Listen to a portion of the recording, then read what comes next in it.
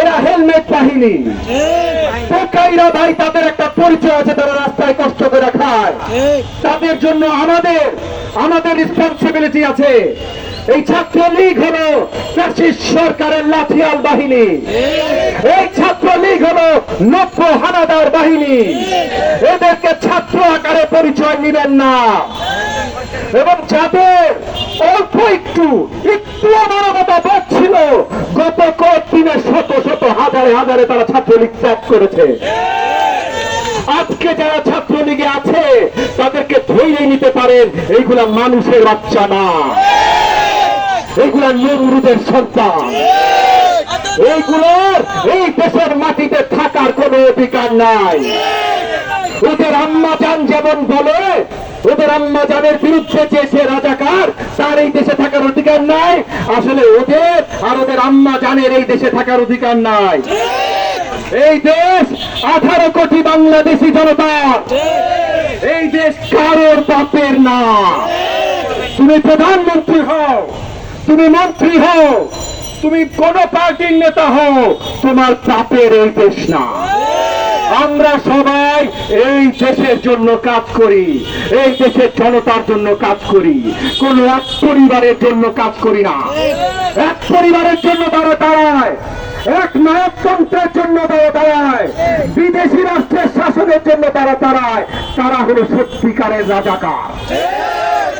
এই রাজাকারদের বিরুদ্ধে বেদনা নিয়ে, ক্ষোভ নিয়ে আমাদের সন্তানরা ক্যাম্পাসে ডাকবে আমি রাজাকার।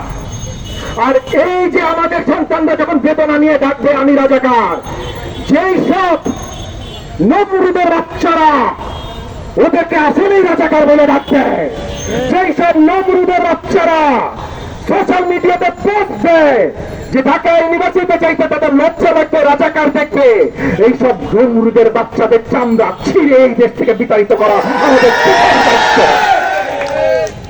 এই দেশ এই নমরুদের সন্তানদের মুক্ত করতে হবে।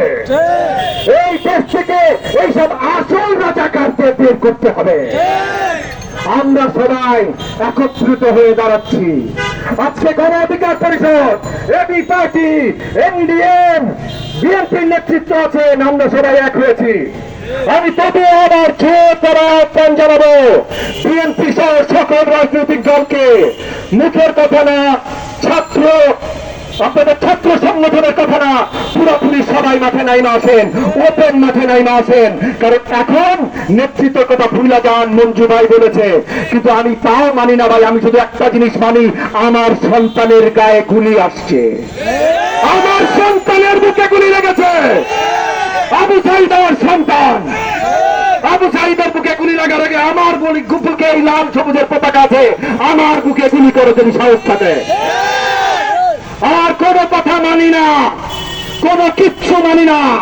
সব আন্দোলন এই পিশাচ বাহিনীর বিরুদ্ধে আন্দোলন, সব আন্দোলন আবু সাইদের হত্যাকাণ্ড, এই যে দশে দশে আমার ছাত্র সন্তানদের লাশ মাটিতে ফেলছে, এদের আন্দোলন, এদের যে ত্যাগ শিকার, এই ত্যাগ শিকারের সঠিক রেজাল্ট আনার আন্দোলন।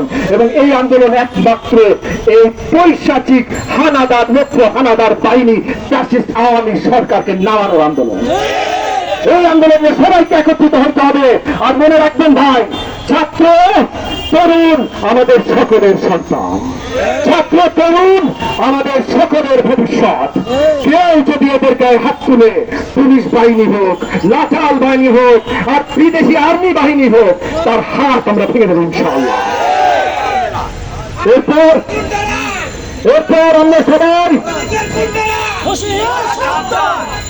এখন আমরা বক্তব্য শেষ করে আমাদের চ্যালেঞ্জ ব্রাদার্স, আমাদের সন্তানরা যারা প্রাণ হারিয়েছে, একত্রিত ভাবে আমরা সবাই তাদের জন্য দোয়া পালন করবো। সবাই আমাদের সাথে থাকবেন। জয় বাংলাদেশ।